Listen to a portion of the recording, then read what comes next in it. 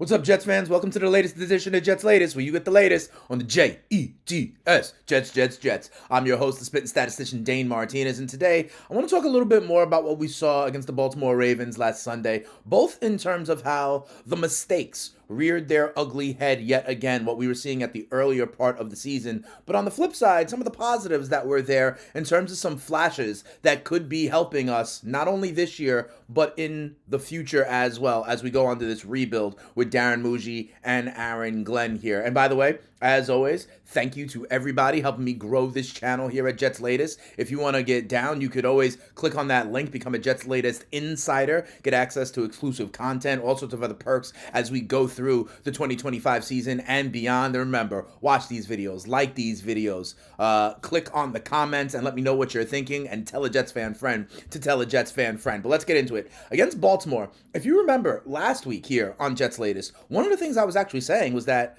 I thought Breece Hall was going to have a better time running the football against Baltimore than he did the previous 2 weeks against Cleveland and New England. Those two teams had top 5 run defenses. Baltimore was more middle of the pack. But that is not what happened, including a mistake from Breece Hall. Like, Breece Hall was great in the passing game, and we had been calling for that on Jets Latest, right? His 75 yards on the ground was a season high. We saw the explosive plays with the screen. I think they need to be doing that some more, but he was bottled up in the run game. He had 16 carries for only 44 yards. The two less than 3 yards a carry. It was like his third worst all season. And he had that big time fumble right inside the 5-yard line when we were driving to potentially cut it to a one-score game in the fourth quarter. And here's what Breece had to say. He goes, my coaches know me well enough. I'm not the type of player that really needs to yell at or say something to. They know I beat myself up a lot, and I'm very hard on myself. They gave me a moment. All my teammates came over to console me and everything. I appreciate that.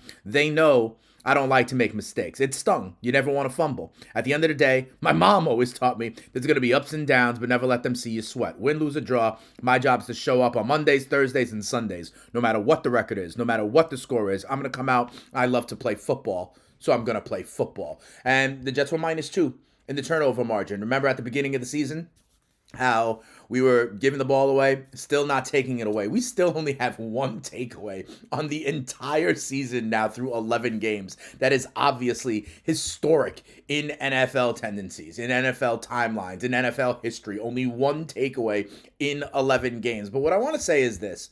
You know, we've seen this before. Remember the Braylon Allen fumble going in against Miami on Monday Night Football. Breece Hall fumbling going in. I believe it was against the Denver Broncos in a game that was winnable. The turnover margin is something that bite us in our hind parts yet again. I mean, this team was up 7-3 in the second half. We were hanging at Baltimore, right, when we were playing clean football. It was this and the penalties, which we'll get into a little bit later. But another thing I saw about this, you saw it online afterwards, you saw it maybe on the telecast as well.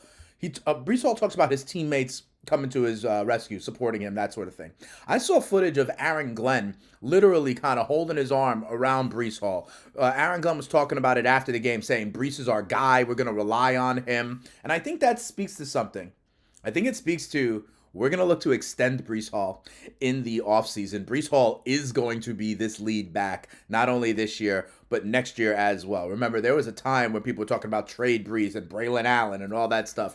I think it is coming into clearer focus that Breece Hall is going to be one of our priorities in the offseason because Aaron Glenn likes what he sees, and this offense is now discovering more and more ways to use him. So the mistakes sunk us. The turnovers sink us. The fact that we can't get a turnover on defense is absolutely mind-blowing at this point in time. But Breece Hall is still showing those flashes on Sunday. It was in the passing game, and I really do believe he is going to stick with the Jets as a key part of this offense for a rebuild for whoever and whenever the new quarterback comes. Another piece that I think may be part of the rebuild for real is John Mechie. And I think we need to talk about this. Remember how I've been saying that the move to Tyrod is really about evaluating the rest of the talent? Well, maybe we have finally found something in Mechie. We know about Garrett Wilson, right? But look at these options. Guys like A.D. Mitchell in his early mid-20s. Guys like Mason Taylor in his early 20s. And Mechie. Mechie looked good. 6 catches for 65 yards. Had a touchdown. Converted 6 of his 7 targets. Has now had a touchdown in 2 straight games. And he really look like the kind of tried and true not number one receiver, but most trusted option on third down conversions. This is a former second round pick from Alabama. Okay, so he had that kind of pedigree. That's what we know Muji was looking for in free agent signings. He obviously, if you don't know the story, he battled leukemia coming out of college, so he didn't have his entire rookie year and is starting now to get his footing in the league. And listen to what Mechie had to say. He goes, I think it just comes with time. The more reps you get, the more comfortable you get. Tyrod was leading us well, keeping us on pace. It's a good feeling. Me and AD are new here, and there's moving pieces. Tyrod obviously being the vet, it shows that guys here are passionate about their craft and getting up to speed. And that's the thing. He's only been here a few weeks, right? Give him more time. Give him an entire offseason to get ingratiated to his teammates, to the scheme, to the playbook. And I believe Mechie can be a real piece of what we do moving forward. And the more and more Engstrand gets to know him, the more and more we get to kind of figure out what he is. I think his best value is going to be as a slot receiver, as that kind of number 3 slot in and out kind of guy. And he has shown to be good hands, converting on targets. And this is part of why I think we needed to step up and make the move away from Fields to Tyrod Taylor so we could get a read. It is possible that Mechie is our slot receiver. And imagine that with Garrett Wilson on the outside and Mechie there and Mason Taylor underneath and Breece Hall in the passing game and a good offensive line and competent quarterback play. Then what it is about for an Aaron Glenn team, right, with the good special teams and the field position that we talk about here, it's about eliminating the mistakes. The turnovers are one thing. And the idea that we only have one takeaway in 11 games, I just, come on, chalk it up to this is ridiculous bad luck. Sometimes the ball just needs to bounce on some level, right? Sometimes tip balls need to be caught. And I think those will regress to the mean over time. But the other part of this is the penalties. We had bad penalties over the last couple of years. We were the most penalized team in the NFL the last 2 years in a row. Started off the season that same way. But in the middle of the season, there was a stretch of like 3 or 4 games where we were the least penalized team in the NFL, but the penalties also reared their ugly head and sunk us in a way against the Baltimore Ravens on Sunday. The Jets had 6 penalties for 81 yards, but they came at bad times. There was one against Isaiah Oliver. There was one against Isaiah Thomas that were on like third downs that extended drives where ultimately Baltimore scored. And listen to what Aaron Glenn had to say about it. I think this one is interesting. He goes, I think the refs are looking at our guys just in general. Before every game, they come out and talk to both head coaches. It just seems like they're looking at some of those calls. And I think for the most part, sometimes those calls are questionable in my opinion, but they make them. The one on IO, that was tough. The one on AZ was tough. But you know what? The refs made the call, and we've got to be able to overcome that. I got to tell you something. I agree with Glenn in terms of those were tough calls. There wasn't a ton there, and they did extend drives. And they did allow the Ravens to score. And that is kind of another thing that bad teams do. Bad teams lose the turnover battle. Bad teams get penalized. And that's something that happened. It has been a point of emphasis, right? Aaron Glenn building the culture and all that stuff, that's one thing. And then Darren Muji building the roster is another. I really love what Muji has done. We'll talk about that throughout the rest of the week. You know, the draft that he has hit on, a lot of the trades, guys like Briggs and Brownlee and Mechie that he has hit on. But Glenn has had this as a point of emphasis, right? The penalties. And it did come back. I mean, again, this was a game that the Jets were in for most of the time. They were up 7-3 at Baltimore. If you looked at the schedule when we were doing win-loss, thought Fields was going to be good in August, at Baltimore, I think I said was probably the hardest non-divisional game all season, right? They had Lamar Jackson back. They're hot. They're streaking to maybe win that AFC North, right? We had them 7-3 in the third quarter, right? Penalties, allow the Ravens to score some touchdowns. The turnover when we're going in on the 5-yard line.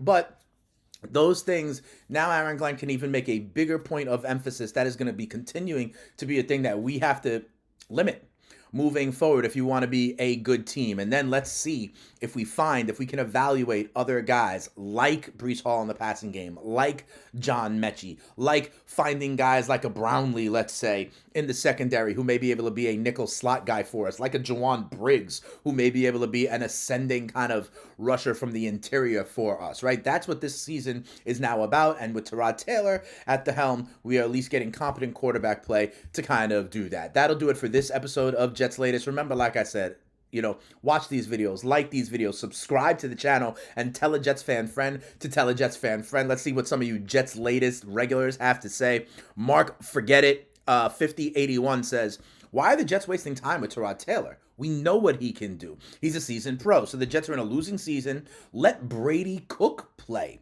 He needs a few games to show his stuff against strong teams and lesser teams. This is what management, when they're saying, let's see what the players have. Don't we have to do the same thing with the quarterback position? Here's the thing. I think Brady might get a start at the very end of the season to see what he has. But again, with Brady Cook there, if he's not ready, it looks just like Justin Fields. And then you lose the chance to evaluate everybody else. And I think that is the key. We have to evaluate specifically Mitchell and Mechie and Arian Smith as well, Mason Taylor as well. And even, quite frankly, the play calling with Tanner Engstrand. We have to evaluate that when he has at his disposal a quarterback who can run the scheme, who can actually implement the offense, right? And what do you know? All of a sudden, the screen passes are happening. Even A.D. Mitchell is getting open. He's got to convert. So we are also evaluating on some level Tanner Engstrand in the play calling. And I think that is a bigger priority than seeing about Brady Cook, who at his ceiling is going to be a backup quarterback, right? That is not the priority for evaluation. To me, play calling, scheme, and for Engstrand, and specifically Mitchell and Mechie, because we know Mason Taylor is going to be a part of this. I think Breece Hall is going to be a part of this, right? That is the more important evaluation, in my opinion, than Brady Cook. World Maloney 322 says, we take O-line in the first round because of the contract, then go for skill possessions. Jets being frugal. Now remember, I've talked about it last week. I'm going to talk about it again. We've got 4 of the top 45 picks. I don't think they're going to take the quarterback. I think they're taking another year to build the roster, and then when it's a more fully fleshed out roster, then you drop the rookie quarterback in with a top 5 pick after we use those 3 first-round picks in 2027, either our own or trading up to get exactly who we want. Maybe Arch Manning, but we got a long way to talk about that. I agree. I think the priorities for these 4 picks are in no particular order. We'll see how the draft board falls. We'll see what the evaluation does. We'll see what happens in free agency as well. I think it's O-line. I think it's wide receiver. I think it's D-line or edge rusher. And then I think it's cornerback safety, right? We have to see, for example, do we sign AVT? Do we sign Simpson back? At receiver, does a guy like Mechie stick? Do we use a high first-round pick or a low first-round pick on a first-round wideout, right?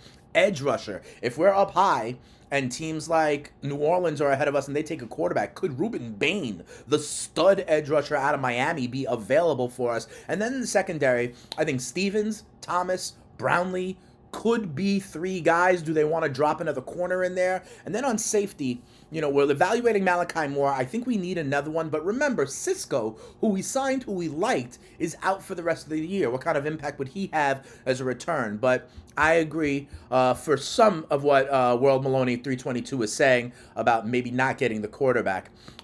Sky Puppy 7724 says, don't buy the idea of drafting another O-lineman in the first round, especially a guard, which is a reach. I hear that idea of the guard, right? But sometimes you get big-time tackles and move them to guard. AVT play tackle. A lot of times you get those big guys and move them into guard early in their career to build that kind of flexibility. They need a quarterback and better figure this out for 2026 because no fan is going to put up with another compromised position to secure another 4-13 season. So I just got to tell you, Sky Puppy, I see it differently. You're saying they have to figure it out for 2026.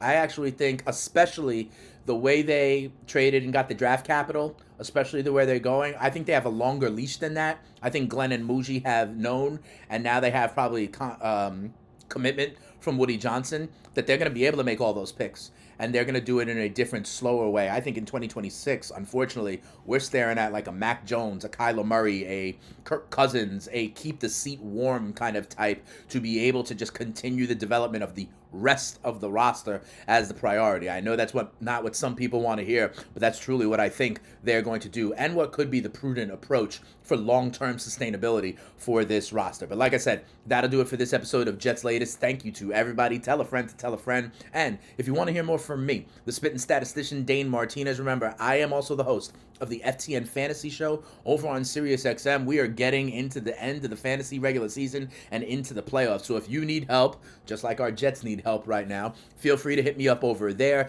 Hit me up on social media at Spittin' Speeds. We do all sorts of great stuff to help you win your leagues and win that cash. FTN is a great website. all sorts of data, tools, and analysis. But if you just want to keep it locked here for the green and white, the JETS, Jets, I am here all the time giving you the real. So remember, tap in, subscribe, watch, let me know what you think, and some of the comments I like having on the show as well. Thank you to this Jets latest community as we continue to build here in the second half of the season for the green and white. That'll do it for this episode of Jets latest. We'll be back tomorrow giving you more insights and getting ready for our next matchup against the Atlanta Falcons. Do we want to win it? Do we not want to win it? What are the things we have to work out for against Atlanta? And our former defensive coordinator, Jeff Ulbrich, is doing some big things with that Falcons defense. We'll talk about it later on in the week. But for this episode of Jets Latest, we out of here.